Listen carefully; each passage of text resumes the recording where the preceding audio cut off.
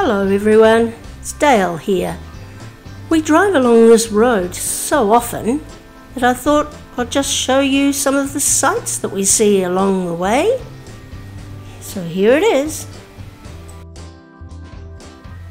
Just out of Whanganui, we come to a Ratana Pa sign. So down the road we go, and Ratana Church is the largest Māori religious movement in New Zealand. It was founded in 1918 by Tahupōtiki Wiremu Ratana, a Methodist Māori farmer who had a reputation as a visionary and a faith healer. News of his extraordinary gifts drew Māori and Pākehā from all parts of New Zealand to hear him preach. In the 1920s, the Māori religious movement also became a major political movement, and every January thousands gather to celebrate Ratana's birthday, with pipe bands playing and political dignitaries attending.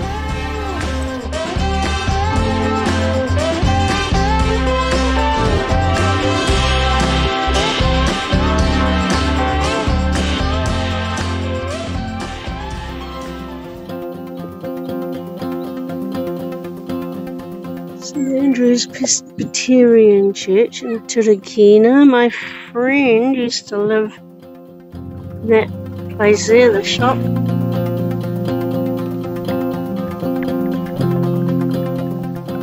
Boot Hill, she used to call it. It's the paddock her horse used to be in. Come and see us at the window.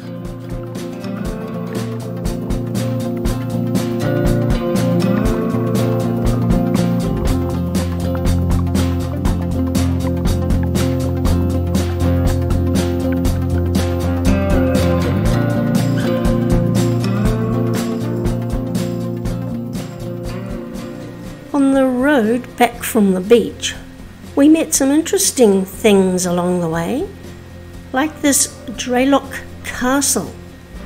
It's a private rest home for up to about 8 people to enjoy their retirement in.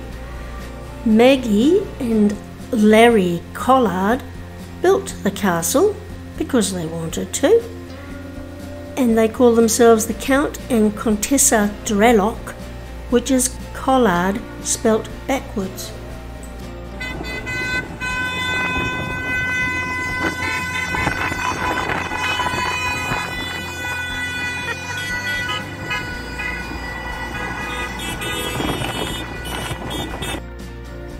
Look what we encountered here in Turakina, the convoy of protesters on their way to Parliament. But Turakina is also famous for its Highland Games, because the first European settlers were Gaelic-speaking Scots.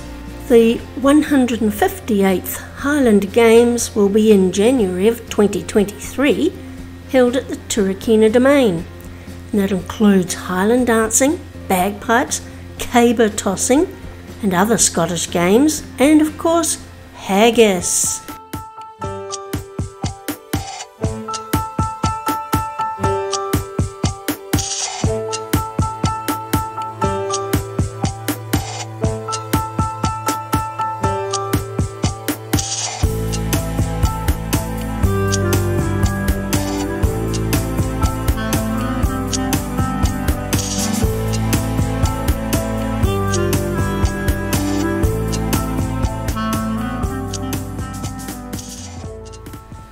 Just past the Bulls Bridge, there's a sign saying Tangi Moana. So we had a lovely photo session during a Tangi Moana beach sunset.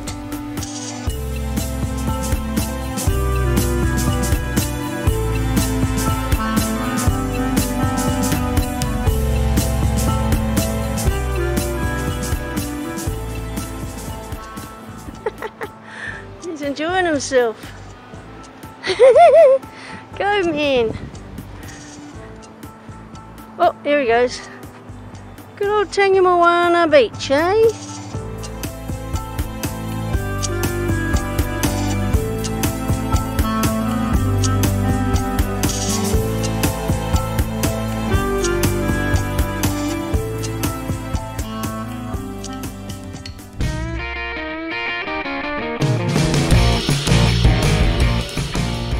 just gone in,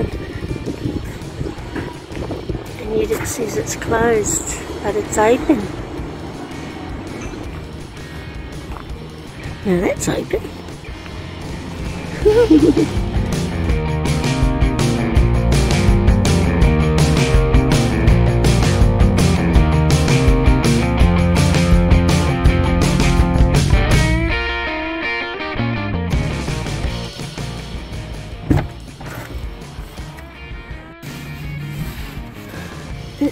It's cream horns. Goodness gracious. All for you, Bobby.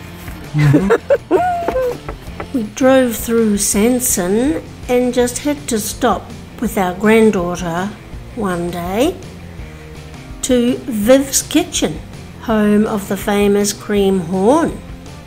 Their motto is food the way it used to be. I think that's why the interior is old-fashioned. Anyway, thanks to Duncan Garner advertising Viv's Kitchen on his radio station, sales went from selling 7 cream horns a week to 325. It took 4 years to sell the first 100,000 cream horns and only 2 years to sell the next 100,000. Each cream horn can take up to 20 minutes to construct, so it's not an easy job.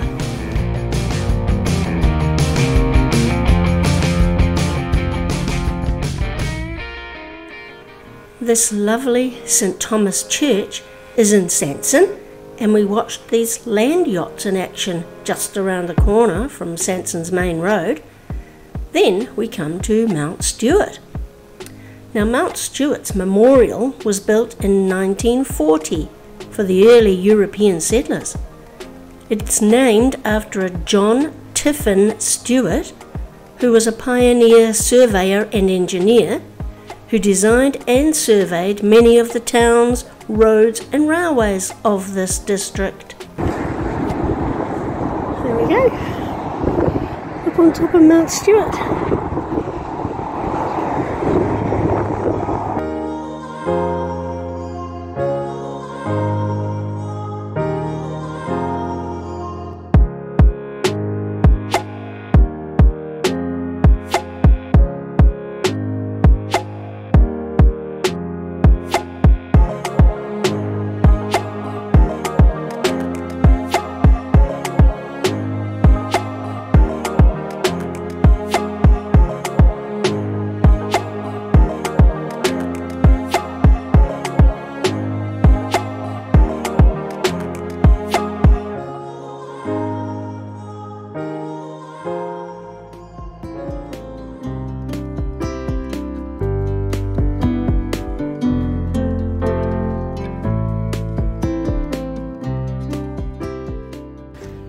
Orlando Country.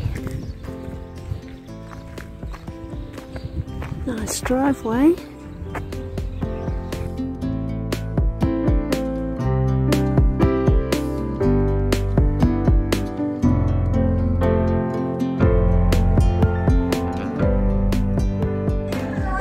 There goes a ball.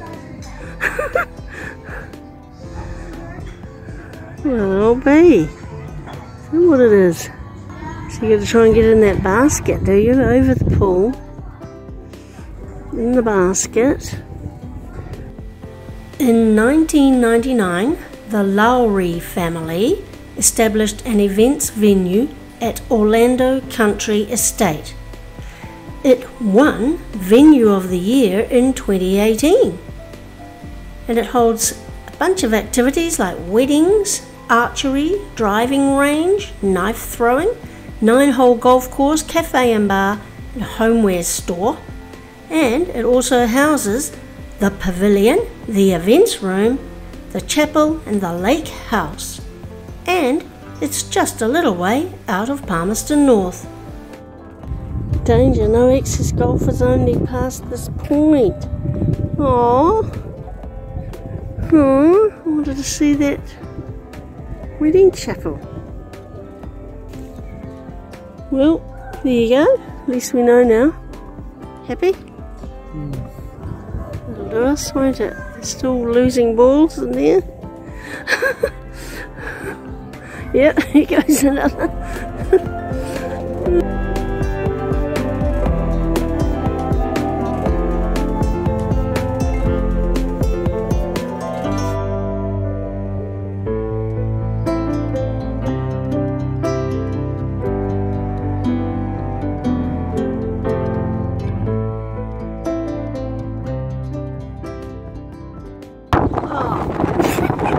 I think I've come the wrong way.